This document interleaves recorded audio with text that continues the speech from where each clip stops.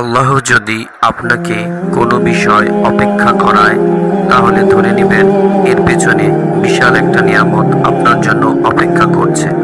আপনি প্রতিদিন আল্লাহর কাছে দোয়া করছেন, চোখের পানি ঝরাচ্ছেন আর প্রতিদিন বলতেছেন, হে আল্লাহ, আর কতদিন আমি অপেক্ষা করব।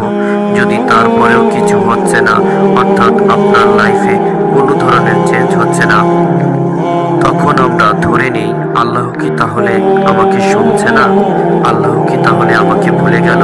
কিন্তু না, আল্লাহ তাআলা কখনো কাউকে ভোলেন না। যদি মনে হয় আল্লাহ আপনাকে অপেক্ষা করাচ্ছেন, তাহলে অবশ্যই ধরে নেবেন এর মধ্যে আপনার মঙ্গল রয়েছে। আল্লাহ আপনার জন্য এর চেয়ে বিশাল নিয়ামত রেখেছেন, অর্থাৎ আপনাকে প্রস্তুত করাচ্ছেন এর চেয়ে ভালো কিছুর জন্য। হয়তো আপনি যেটা ভাবছেন আপনার জন্য বেস্ট, আল্লাহ জানেন সেটা এই মুহূর্তে আপনার জন্য তা ঠিক নয়। মনে রাখবেন, আল্লাহর পরিকল্পনা আমাদের চাওয়ার থেকেও অনেক বড় এবং বিশাল।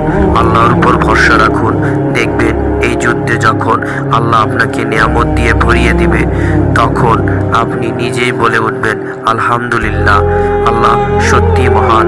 আল্লাহ আমাদের সবাইকে আরো বেশি ধৈর্যশীল হওয়ার তৌফিক দান করুন। আমিন।